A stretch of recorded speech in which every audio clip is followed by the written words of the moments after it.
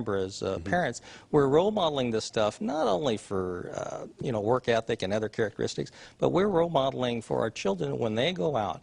I say in the book, we plan for our retirement in advance. We should plan for parenting in advance, because there's a whole lot of things going on down the road that you're not facing now. Just like when you have a lot of kids, the first one and the last one are going to be different, but they're going to face similar situations. Yeah, yeah. You also deal with beyond the academics of helping parents engage in the educational process of their kids from a reading, writing, arithmetic standpoint.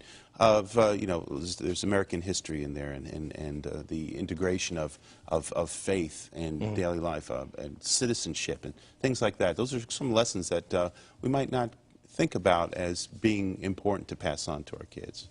It might be the most important thing, the character of the individual, because we want to create successful kids, but we can't just have them make straight A's and have a bad character.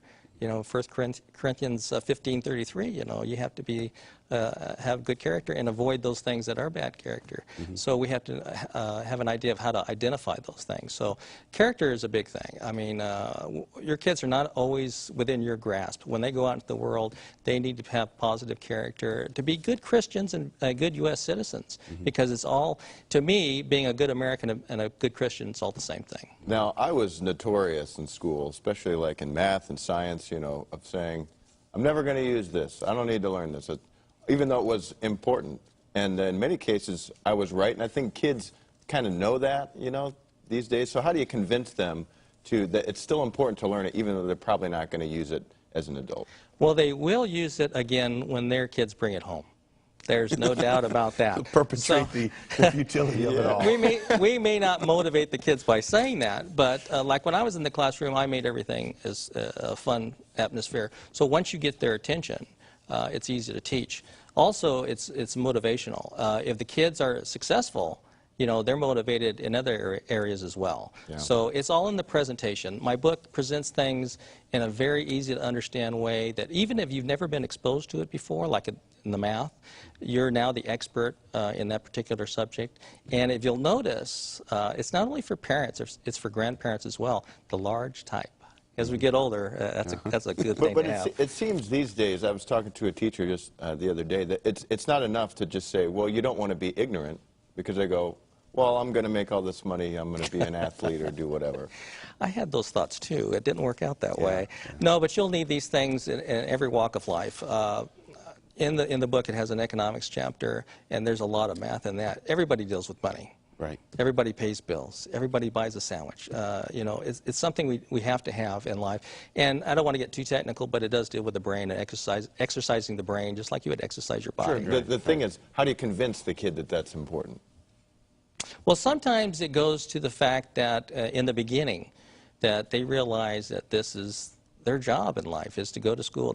Mom and dad have their jobs. This is your job, and the better you do. And if you're using God's love, they want to be successful. They want to do well, because this is what their position in life is at the moment. If they're in 4th grade and they're doing long division or fractions or science, that's kind of their job. So the better they do, the better and more it pleases them, more it pleases their parents, and more it pleases God. Yeah. Well, beyond perpetuating the futility of trigonometry and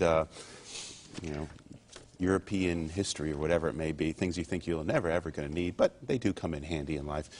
For parents that might be watching right now that simply feel overwhelmed by the homework their children are bringing home, and it's easier to disengage and, well, let's leave that to the teacher, and I just want to make sure you do it. How can a parent overcome the maybe sense of inadequacy or just the intensity of having to try to relearn this stuff?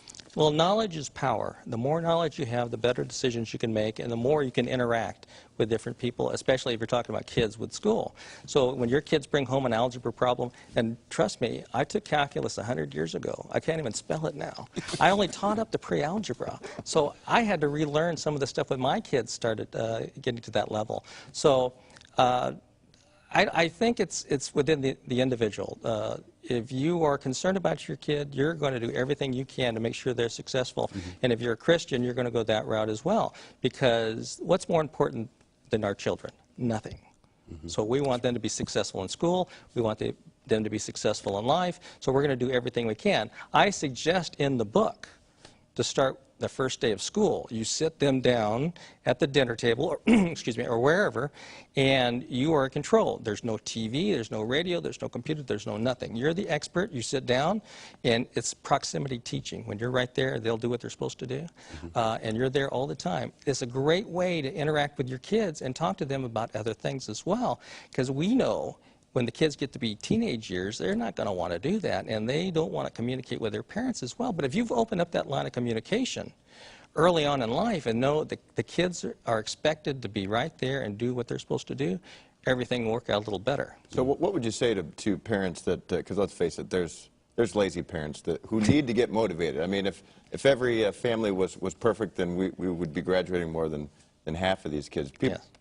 Parents who really don't care, what would you say to them? Well, that's the problem in every walk of life. What do? You know, if you look at the crime stats and the dropout rate and all these other things, the drug abuse, you know, successful kids, for the most part, it's a generalization, I know, but for the most part, if they're successful in school, they're not going to join a gang, they're not going to drop out, they're going to do the things that we want them to do, just like God wants us to do certain things, and we do them. Same thing with kids, with their parents.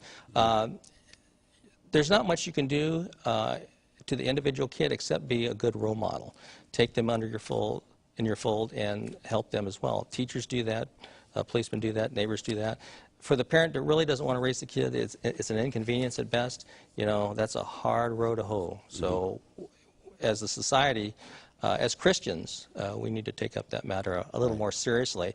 And you mentioned yesterday about Christians and divorce and all those things. Right.